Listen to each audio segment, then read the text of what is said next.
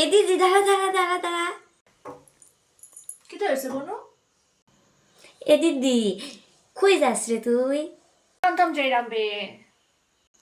এ দিদি খাপড় আনা যাই রে, আমার একটু লইয়া যা না দিদি প্লিজ। কাপড় আনা তুই যে একদা করতে বলো।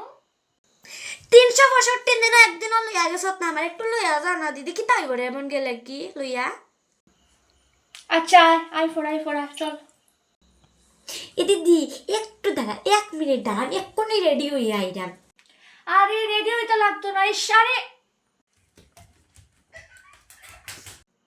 আরে আরে দাঁড়াবে দাঁড়ায় বুনই। এ দিদি চল চল, আমি পুরো রেডি হয়ে গেছি, চল চল। কাপড় আনতে যাইতাম বে, অত রেডি হওয়া লাগেনি। আচ্ছা চল। বুনো আয় আয় আয়, হাতুর চল চল চল চল চল।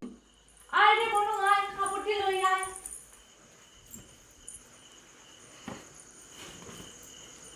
সব দিল।